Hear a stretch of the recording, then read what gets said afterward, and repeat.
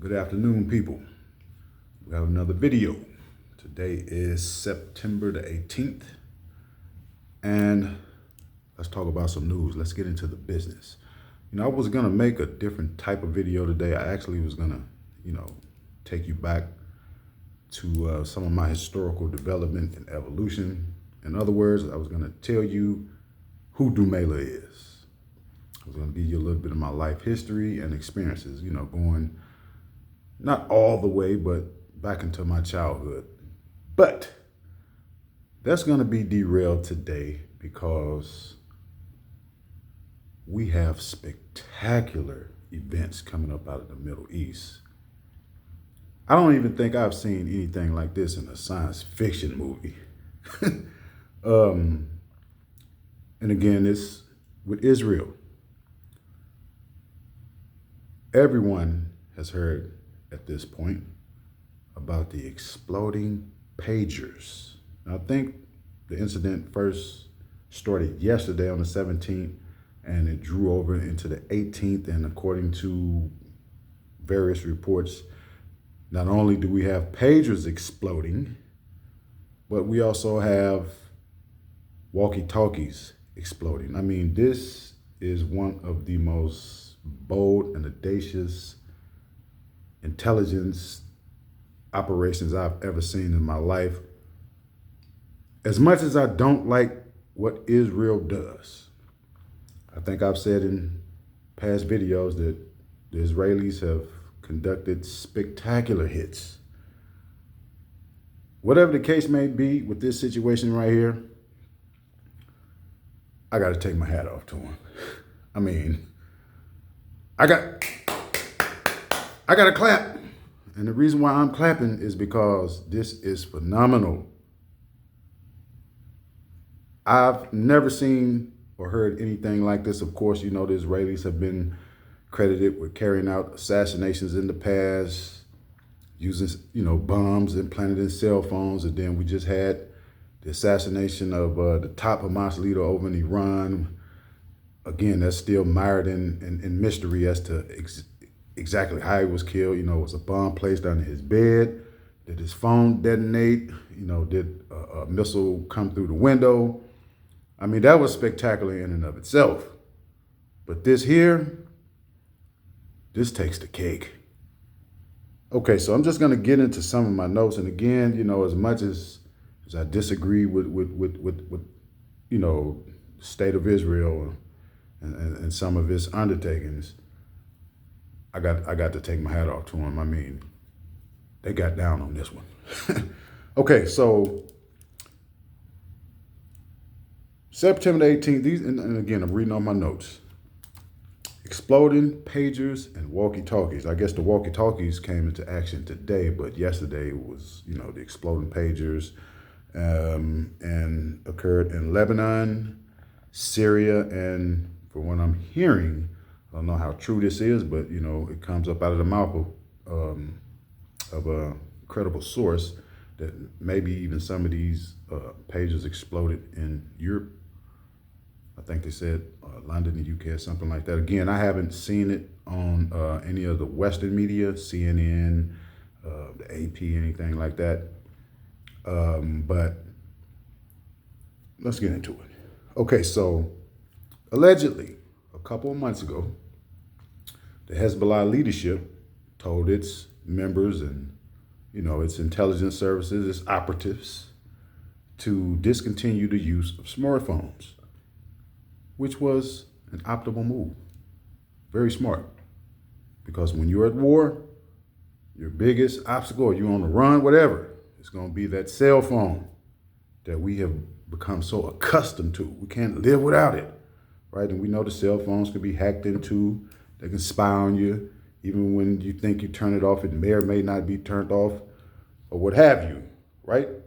But Hezbollah told its people to discontinue the use of cell phones. What did they pick up in return? Pagers. Now, when I first heard this story yesterday, I thought I was seeing stuff. A pager. I'm like, exploding pagers. I'm just, look, I haven't seen a pager in 20-something years. I didn't even know they still were around. I haven't seen one in the U.S. in 20 something years. So when I briefly scanned the article, exploding pages, I'm like, what the hell? What's going on here? What do you mean an exploding pager? Right? So as more and more information started to come out, more and more news sources start to report on the story. But again, I have my go-to fellas when it comes to the news. And I'm going, as a matter of fact, let me give you my go-to right now. Alex Christoforou of the Duran, Alexander Mercurius, and I think I'm pronouncing the name right, hopefully, of the Duran station. Of course, Scott Ritter. You should be familiar with Scott Ritter. His house was raided by the FBI maybe a month and a few weeks ago. But, you know, he's a very powerful and credible source of information that we should listen to. Colonel Douglas McGregor, of course, you know, when it comes to analysis and the inside detail of, you know, military theories and thinkings, he's definitely someone you want to listen to. Brian Beletic of the New Atlas. So, you know, these are some of the guys that I listen to that when I'm trying to find out the information, I go CNN, none of the Western media. I mean, I just absolutely don't listen to Western media, period, at all. I mean, I just don't. But anyway, so apparently, and it's been confirmed, that Hezbollah leadership told its members not to use smartphones. So they switched over to pagers. And apparently there was an order of pagers that Hezbollah ordered. And initially it was thought that the company who they ordered from, who manufactured the cell phones, was Gold Apollo, a Taiwanese company. So, you know, when the story first broke, everyone was like, oh man, they ordered these phones from Taiwan. And you know, I mean, well, not phones, but pagers. They ordered these pagers from Taiwan. And turned out these pagers were miniature exploding devices. So Taiwan said that they licensed a company in Budapest, Hungary, to manufacture the pagers. So the pagers weren't exactly manufactured in Taiwan. They were given to the Taiwanese Gold Apollo. They gave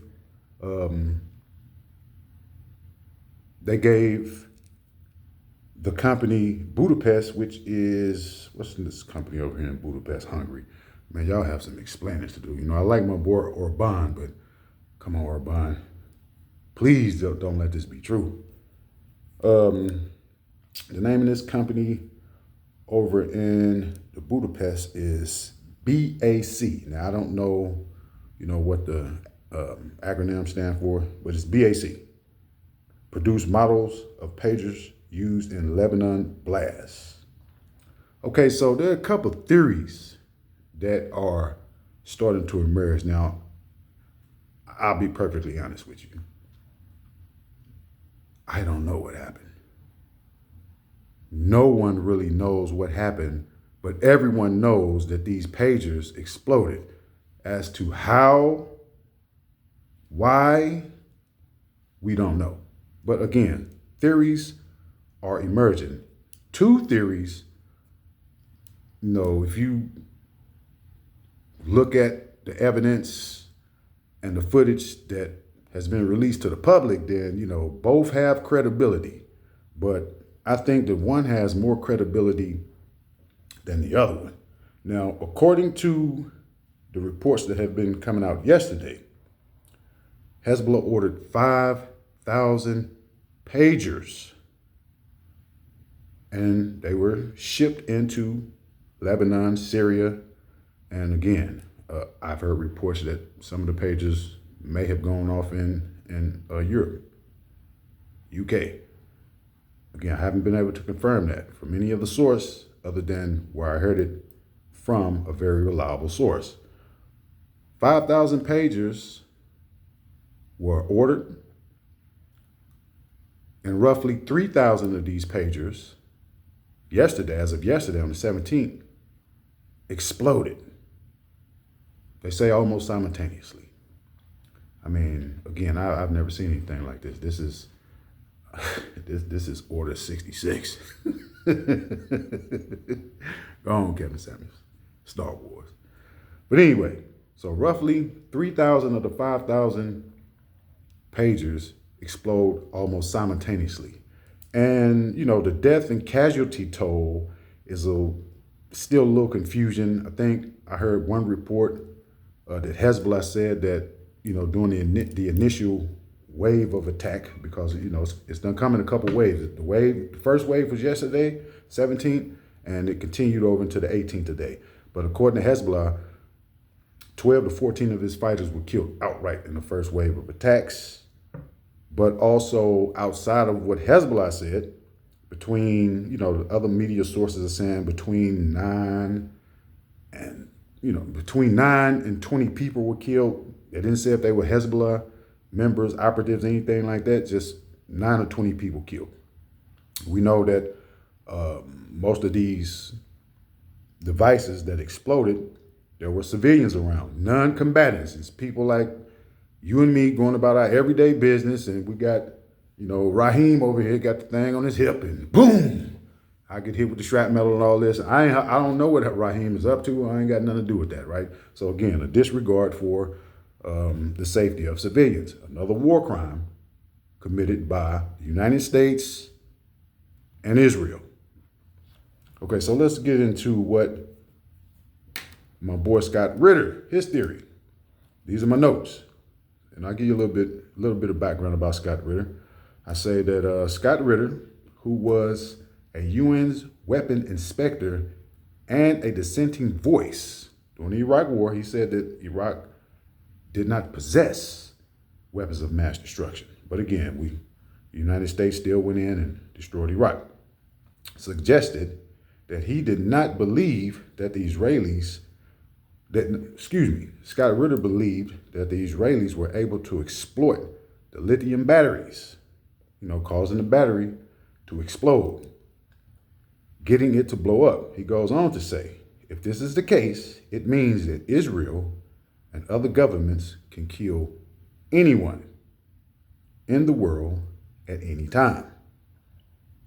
He goes on to say, around 1,500 Hezbollah operatives were hit. Now we know that 1,500 people, you know, Hezbollah operatives weren't killed. But as time progresses, of course, the death rate and casualty rate is going to go up. Again, Hezbollah, from a report that I heard, said that 11 to 12 of its members were killed outright in the first wave of attacks. So that's one theory about the lithium battery. But when I was looking at this, you know, news clipping on YouTube with Scott Ritter, a tweet came in. And a tweet came in from Edward Snowden. Everyone remembers Mr. Snowden. See, he had the sense to escape. He had the money to escape. He had the logistical support to escape because he knew what his fate was going to be if he stayed in America. Me, on the other hand, I can't escape. I'm just a poor black man, and I'm forced to deal with with the oppression that the state is launching against me. So I can't run, and at this point, I don't want to run. And I wish I could have some peace sometime. You know, I'm in the library right now, so it's pretty peaceful in here at the moment. But back, you know, let's get more serious. So Edward Snowden tweeted, as information comes in about the exploding beepers, well, he called them beepers, pagers, same thing, in Lebanon, it seems now more likely than not to be implanted explosives, not a hack. Not a hack. Now remember, one of the theories is that some type of way, whatever technology was used, they hacked into the phone, made the battery hot, and it exploded. But Snowden, he gives you a counterpoint of view. As information comes in about the exploding beepers in Lebanon, it seems now more likely than not to be implanted explosives, not a hack. He asked the question, why? Too many consistent, very serious injuries. If it were overheated batteries exploding, you would expect more small fires and misfires. So his theory is that these pagers, which he called beepers, in fact, had explosives implanted within them. Alex Christoforou, I watch him religiously every single day. I don't miss Alex Christoforou on my worst days. I'm going to watch Alex Christoforou from the Duran. He reports that some people said the pagers were heating up. Now, again, this goes to the theory that maybe explosives weren't implanted and that it was actually the lithium battery itself that was heated to the point that the pager detonated. Again, what do you believe? I wasn't there. I haven't examined, physically touched any of the pagers or exploding walkie-talkies, any of that, right? But he brought up a very good point. And before I get to that point, he believes that Israel infiltrated the supply lines, meaning that where they were manufactured at, the supply lines, it could have happened in transit. I doubt it. I doubt very seriously that once those pagers were manufactured in that plant, that Israelis doing, the transition from point of manufacture to actual delivery, that the Israelis were able to get their hands on those pagers without slowing up the delivery. And again, I'm just thinking out loud. We don't know how long it took for the devices to be manufactured, packaged, shipped. So it could have been a delay within the actual time period that the pagers were to be delivered. I don't know. But again, I doubt very seriously that they were able to get their hands on those pagers while in transit,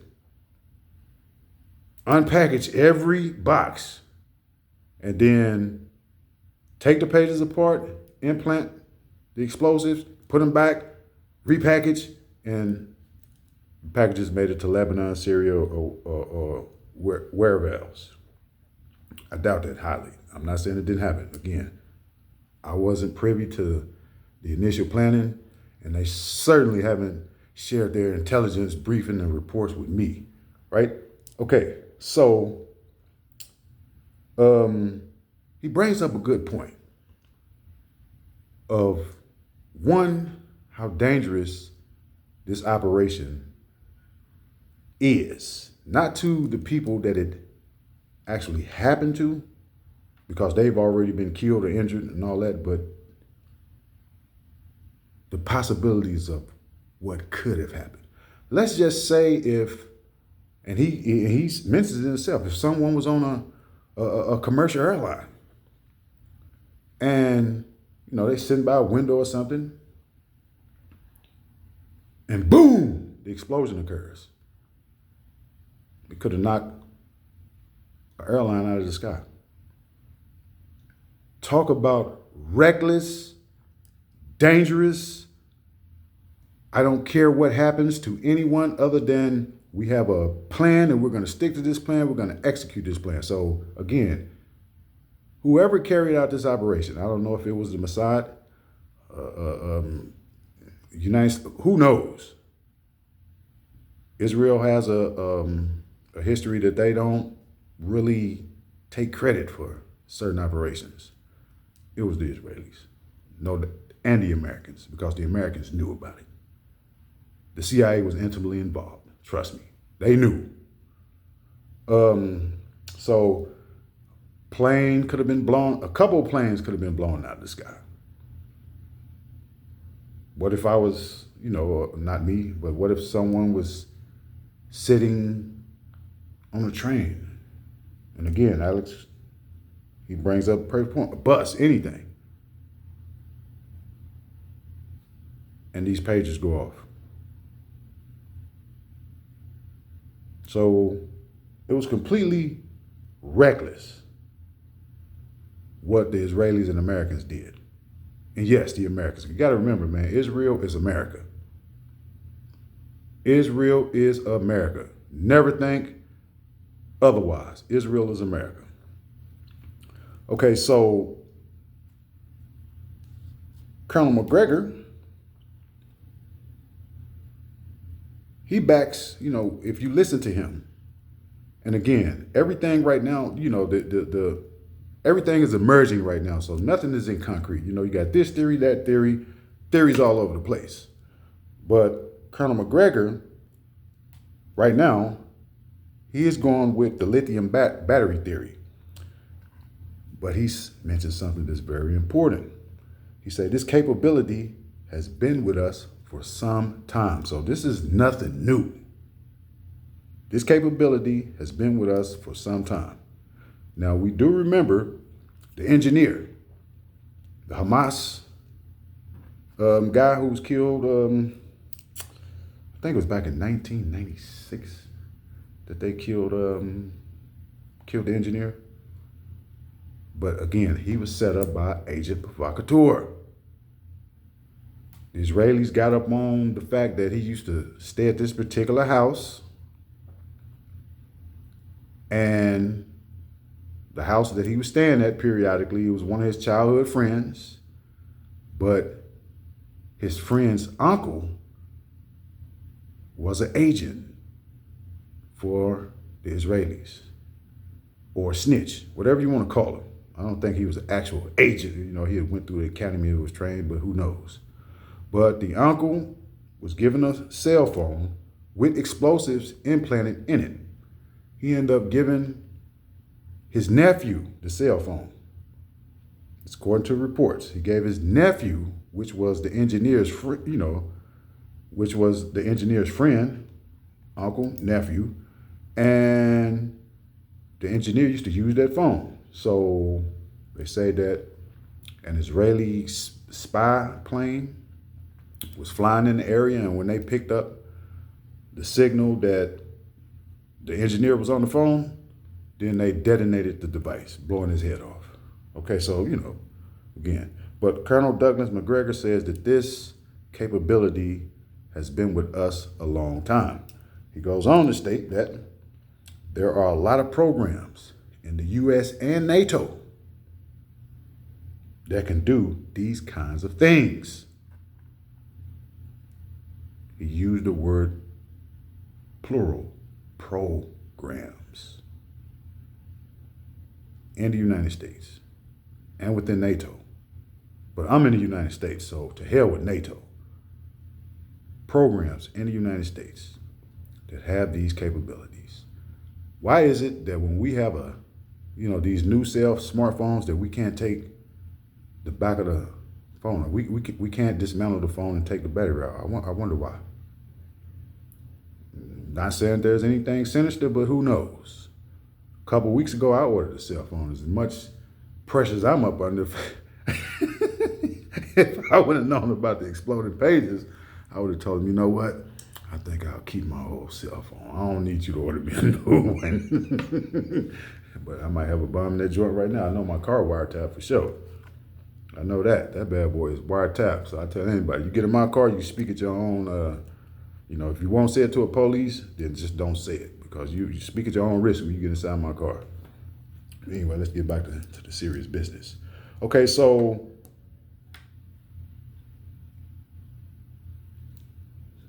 two theories have emerged thus far. The exploding lithium battery and the actual implantation of explosives. Now, before I actually saw and heard an explosion from one of the news outlets. I was like, there's no way they could have implanted explosives in the phone. Not 5,000 phones. But there was a reporter on the scene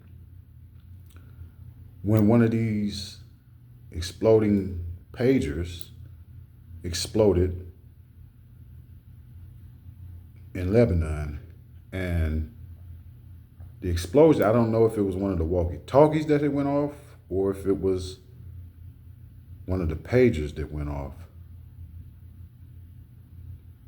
But I'm starting to be won over to the theory that there were explosives inside of these devices, because from what I heard, it was just a boom. It was just too loud to be an exploding battery on a pager. Both theories have their merits, and I actually saw and I took a screenshot of it, an alleged walkie-talkie that exploded. Now, from what I saw, I didn't see any black residue. I saw, of course, the face was gone, and I saw the soldered board off inside of the walkie-talkie, and I saw a hole in the right side of the walkie-talkie. I don't know if it was a lithium battery placed right there, but I didn't see any residue. So again, it's like, and it's just a theory, implanted explosives, or they heated the phone up to the point, not the phone, but heated the pager up to the point, the walkie-talkie up to the point to where the battery was so hot that it exploded. They have that capability. I know for sure they have that capability. Me personally, I know that they can heat your phone up to the point to whereas, you have to get it up out of your pocket. It doesn't necessarily explode, but it gets hot. So we have that scene coming up out of the Middle East. And again, I've never seen anything like this. 3,000 pagers to explode almost simultaneously. And then I think they said another 200 or 300 exploded today. I think there are more deaths today than there were yesterday, civilians. So it is a very dangerous precedent. Regardless of who they were targeting, the Hezbollah chiefs and all that kind of stuff, it was an act of terror. Point blank, period and simple. It was an act of state-sponsored terrorism because there were more civilian casualties, injured, than there were Hezbollah personnel. So, again, Israel has to take an L on this one. And then you have the fact that this was a very sophisticated operation, no doubt. But would they be able to pull it off again? So it's like you really threw all your eggs into one basket. I don't think you'll ever be able to pull this off again. Certainly not with the cell phones, and now not with the pagers. I say again, when you are on the run, when you are at war, under attack, shake every form of electronic communication. You don't need it, especially if you're working with numbers. You got to go back to ancient military warfare. You got to send the messenger. And, if you Shaka Zulu's messenger, the message better show up how he said it. Because if not, impalement, you're going to get impaled. But okay, so that's that coming up out of the Middle East. I mean, The Israelis and Americans are out of control. The neocons are out of control. For them to pull this act off, it is on another level of barbarism that it's just unfathomable that you would do something like this. You weren't going to destroy Hezbollah. But, I'm starting to lose faith in Hezbollah because the Israelis have been doing precision killings of top Hezbollah commanders, military operatives. They're hitting Hamas, taking out their top leadership, but Hezbollah hasn't taken out anyone of significance from Israel. Hamas hasn't taken out anyone of significance. I can see why Iran has not retaliated, because Iran has very big things going on. They launching satellites into space, military spy satellites and all that kind of stuff. They're shoring up their air defense systems. So they don't really want to disrupt what they're doing. All-out war with Israel is going to be brutal. Trust me, Israel is going to get crushed eventually, because again, they're waiting on their American masters to come in and save them. Israel is going to get crushed. There's just no way they cannot get crushed. I mean, Iran has 89, 90, 100 million people. Israel has, 12 to 14 million, maybe 9 million, 10 million. And they, according to reports, that 2 million have already fled the country during this conflict right here. So there's no way they can win on the battlefield. So they're going to have to use their standoff weapons, things of that nature. But I wanted to bring that out. Like I said, I know everyone has heard what's happening in the Middle East. It's unbelievable. Sooner or later, we're going to see it in a Hollywood movie. But I got to take my hat off to these Israelis on this one. I got to I pat you on the back, right? But again, let's get into some more business. So, I was going through some of my podcasts that, I like my boy Dennis Spurling. I told you, I like my boy Dennis. Uncle D, that's my boy, right? And he did, or was released a day ago, called Joy. And he's talking about Joy Reid. I'm not going to get into who Joy Reid is or any of that. But the name of the video is Joy First Generation African, right? But what I will get into is what he said in that particular video there reinforces what I've been saying in some of my videos about Black Americans. They're not African, Black Americans, right? So, he goes, again, he's giving his counterpoint of view to Joy Reid's point of view, which, she's a Black immigrant. So she's not, they call them foundational Blacks. Okay. So he goes on to talk about his ancestral lineage in the middle of this, I don't want to call it a diatribe, but a rebuttal as to Joy Reid's position. And he mentions his great grandfather. That's a lot of years back. Great grandfather. He's telling you about his lineage. And I guess his great grandfather, George Washington Jones Sr. He was born into slavery. But eventually, he was freed out of slavery, and he became a prominent attorney in Mississippi and Kansas. So, and Uncle D, Brother Dennis. He in the past, some of his videos, he talks about how he comes from a lineage of, prominent people, attorneys, stuff like that. So being an attorney is in his blood. He was able to escape the vicious, treacherous streets of South Central Los Angeles, and became a well-respected attorney.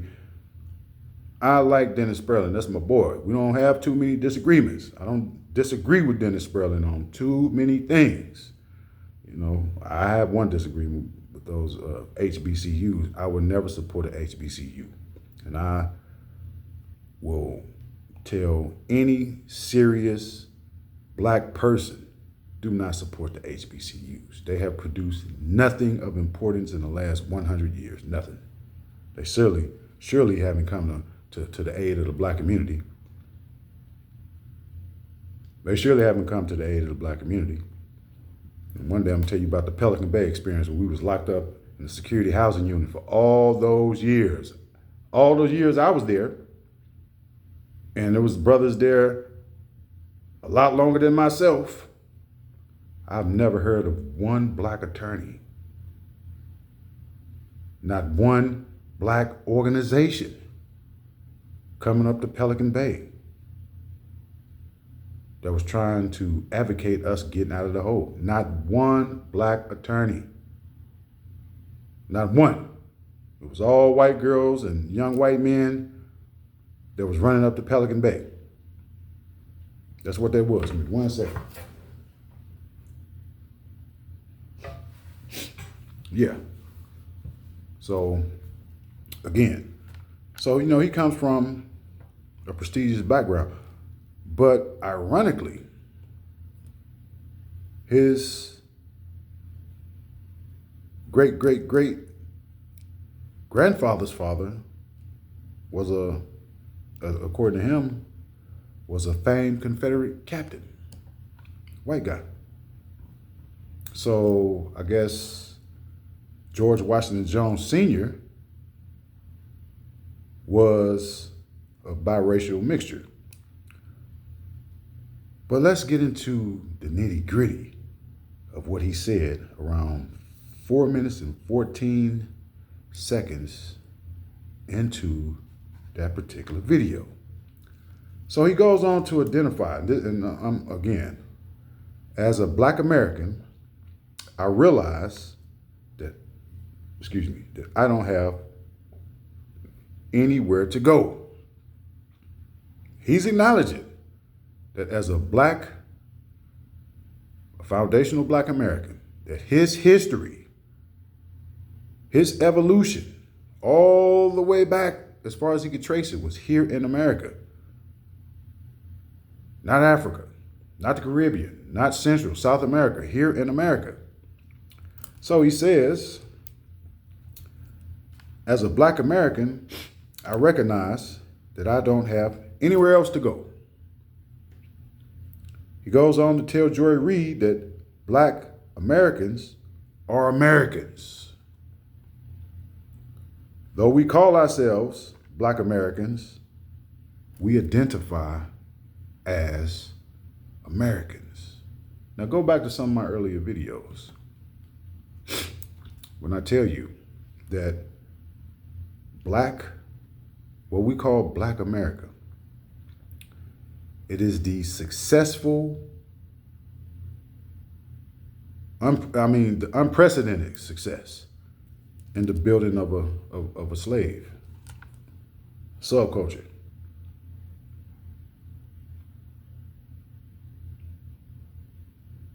These people in this country arrived here as a colonized population. They went through not 400, you didn't go through 400 years of slavery. Count 1619, you do the math yourself. It was not 400 years of slavery. No, you wasn't. It was not 400 years of slavery, under the Slavocracy for 400 years. You arrived here, and of course there were blacks here before the arrival of the first slave ship in Jamestown, Virginia in 1619. So from 1619 to 1865, you do the mathematics. It's not 400 years, 246 years. Actually, 246 years, and we can even say less than that because when the first ship that arrived, they weren't considered slaves, they were indentured servants. But we'll roll with 1619, the creation of Black America. From 1619 to 1865. So he states out of his own mouth, even though we call ourselves black, and you're not talking about me, even though we call ourselves black, we consider ourselves American. This is what my boy Dennis Spurling said. He goes on to clarify what he means. The reason why we identify as Americans is by default. He says by default. And he gives his reasons why. Africans don't accept us as African. By default, Africans don't accept us as Africans, which is incorrect. It's incorrect. There have been many modern leaders of Africa, even past leaders, who acknowledge an African diaspora. Black people in America, even though they are the products and were created by colonialism, some of the people, a lot of the people on the continent of Africa still consider us Africans. To hell with what, oh man, to hell with that. Ibrahim Traore, a couple of weeks ago, gave Black Americans an invitation to come back and help in the rebuilding of a new Africa. The modern leadership in Mali, Niger, all these people have acknowledged this. The Ugandan president acknowledges Black people in America who left on the slave ship as being the descendants of Africa. So gone with the crap. Man, you can't pull that wool off on my eyes. I don't want to hear it. Oh, they don't consider us African. Just the F they do. Okay, then he says, Caribbeans don't consider us Caribbean. You know, if you was born in the Caribbean and your people migrated to America and you have kids over here, I guess they don't consider you Caribbean. I don't know too much about the Caribbean mentality and what they think of their diaspora. I don't know, right? And then, again, I'm taking his words. America is all we have. We realize we don't have anywhere else to go. This is out of Dennis Spurling's mouth. America is all we have. We realize we don't have anywhere else to go.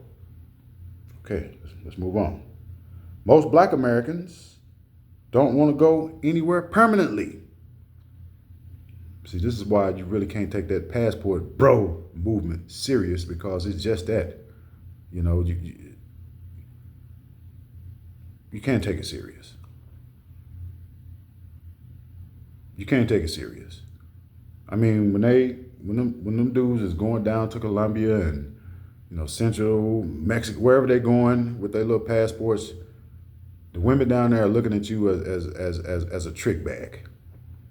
You're not coming down there on serious international business. You're not going over there, trying to be a pioneer and build a community. You're not taking your technological brain down there and trying to help. You're not doing that. You're going down there to have fun and to get some ass that you want. You're going down there to get ass. Even though I understand why. I mean, trust me, I understand the contradiction that exists in y'all community. I separate myself from that community. I understand. Okay, so he goes on to state, we don't want to overturn the U.S. And he said that because there's some black people, there are political divisions within the black community itself. You have and I agree with him when he says there's a small amount of people who want to overthrow or wanted to overthrow the government and create a sovereign government. Yes, we went through that back in the 60s. The Black Liberation Movement, the real BLM, not this Black Lives Matter crap that came on the scene a few years back. But yeah, there once were a group of people, Nation of Islam included, who wanted to establish their own sovereign government, where they wouldn't be ruled and subjected to colonial domination, white supremacy, whatever it may be by the United States government, right? But he's talking in modern times. Most black Americans don't want to go anywhere permanently. I agree. You know why I agree? Because you can't go anywhere permanently. Because black Americans, their culture, their state of mind as it exists now is a cancerous death. No one is going to allow you in their country in large numbers. You will get slaughtered. You get slaughtered. So no, they don't want to go anywhere permanent. They can't. That's just it. He says it. We don't have anywhere to go. No, you don't. You know why you don't have anywhere to go? You know why you can't go? Because you have not undergone the process of psychological decolonization. You are of your master's creation. Everything about you. You celebrate all their holidays. You don't have any holiday that you created. Every time the holidays roll around, which were created by your master, you run to celebrate it. Every election that comes around, you vote for this master or that master. You don't have the courage to set it out. You are American. Everything about you is American. So I agree. You have people out there, and again, he's talking about, the people who he say are on the fringes, who want to overthrow. No one wants to overthrow the United States government. They're going to overthrow themselves, and we see it right now. They're going to overthrow themselves. We see it, but they're going to take y'all down with them. Yeah, but some y'all, you know what? The slave, y'all need to go down with your master. Point blank, period, and simple, because you're not going to do anything other than what your master tell you to do. Your master tell you to jump, you're going to say how high, right? Okay, so let me get back to my notes here. He says, the people who wanted to overthrow the government sit on the fringes, and they're not supported by the larger black community. I agree. I mean, look at what the black Los Angeles, look at what they did back in the 70s when the SLA was down in Los Angeles. Look at what happened with that, Patty Hearst. You know who sold you out? The black community in Los Angeles sold you out, like they sold out all the rest of the black nationalists and revolutionaries in the country. Yeah, no, they don't want no smoke with the United States government, right? And then he goes on and on. He say, those people are way out there in left field. No one is going. This came out of his mouth. No one is going to give up their iPhones, their custom tailored suits, and their townhouses just to go back to Africa. And you shouldn't. You should enjoy the petty trinkets that you've been given. Yes. You shouldn't give up none of that. Keep it. Okay, let me get back. No one is going to give up their iPhones, their custom tailored suits, their townhouses just to go back to Africa. Not something Black Americans want to do. I hope that Ibrahim Traore is, I hope you run across this video or run across, man, please, man. They not coming back. They don't want to go back. They're going to cling on to the boots of their master, kicking and screaming, because they are of the creation of their master. Their master created them. They're not going back. You just heard it right here, man. He goes straight to materialism. And then he goes on to state, we want to stay right here in the United States. We don't want to change anything. He tell you right now, we don't want to change anything. What we want is a better seat at the table. Now, he's talking about the black middle class here. You know, the black underclass is going to get the crumbs to drop off the table. But right here, he's talking about the black middle class. What we want is a better seat at the table. We want a position under the umbrella of the power, prestige, and the money. Now, I just was reading The Wretched of the Earth, where Frantz Fanon gave a critical and acclaimed breakdown of the psychological standpoint of the black petite bourgeoisie, what we know as the black middle class. I want to tell all the brothers out there that, you know, we need to unite. You can't unite with people who want to maintain the status quo. Dennis Spurling, highly respected. I love watching his videos, and he be having me cracking up, rolling. But again, Uncle D is a part of the black middle class, upper black middle class. And he's telling you how they think. He's telling you how black Americans in general think. We don't want to change anything. And I paraphrased that right there. You would have to go to the video and actually, he didn't really say it like that, but essentially that's what he said. We want to stay right here in the United States. We don't want to change anything. And I'm not paraphrasing right here. What we want is a better seat at the table. They want a better seat at the table. They don't want a new table. You know, they don't want an egalitarian society. They just want a better seat at the table. And again, he's talking about the black middle class. In no way is he talking about the black underclass, because the black underclass isn't even going to be allowed in the room other than to lick and sweep the crumbs up off the floor. Right? Okay? We want a position under the umbrella of the power, prestige, and the money.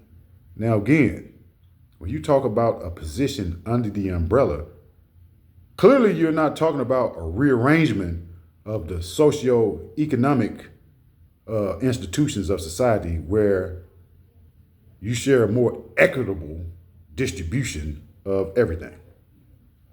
An egalitarian society. Black middle class don't believe in that. They believe in being a subclass under the leadership of powerful white men and institutions. They don't want to go through the painstaking task. Again, he just said over here that, you know, most black Americans, we're not going to give up our cell phones. They're not going to give up their level of comfortability in order to go somewhere else and build a better society. They're not going to do that. I think in one of my videos, I discussed the fact that inside of these poor black communities, the poor blacks are called, man, the immigrants, they come in and they taking all our resources. You know what? Good. That's your fault. that you have limited resources down there, because you fools got content with nothing. And when you get content with nothing, that's exactly what you get. Nothing. You get the crumbs. You get nothing. So they need to take them little petty resources down there. Maybe that'll be the inspiration for you to want to do better. See, y'all not up under attack like some of us up under attack. So you have no excuse. Some of us, we really have excuses why we're in the position, that we're in today. Some of us are literally under attack by the government that you support. But again, we're in the midst of World War III. President Putin, he's about to start testing, where they're going to conduct a live nuclear test. So again, we're moving one step closer to Armageddon, one step closer to direct confrontation with Russia, one step closer to the world being engulfed in flames. Is everyone gonna die? Who knows? I doubt it. But what I tell you this here: the slave colony in America, you're gonna find out the hard way. Ask the black people back in 2005 what happened to them down in Louisiana. Hurricane Katrina. Ask them how they were treated, like subhumans.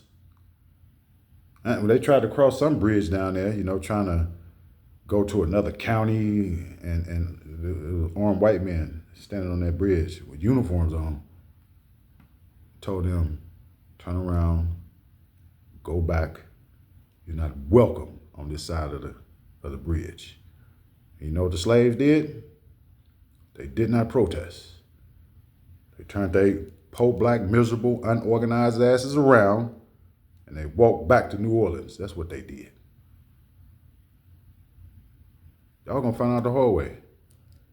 But I'm gonna give you, hopefully nothing dramatic happens overnight where I have to report any international news, because I really need to give y'all my background. Why I think the way I think, how it came about, things like that. So I think I'm gonna end the video at this point. We are roughly 58 minutes into it, a little bit more. And I'm at the library. It looks like people are starting to leave. And I want to be on the train also. But again, man, look, I need some feedback, because it seems like I'm talking to myself right now. I know, when we first start these channels, you're not going to have views, any of that, but I need someone to comment. And again, we got to remember that this channel right here is 10K Thundering Black Shields. We need 10,000 black men and their families. But I'm talking to the black men. We can build a new society right here in America. We can build it right here in America. Nothing can stop us but us. But on that note, I will get at y'all tomorrow. Everybody stay safe, and, try not to pick up one of those exploding pages. You know what I mean?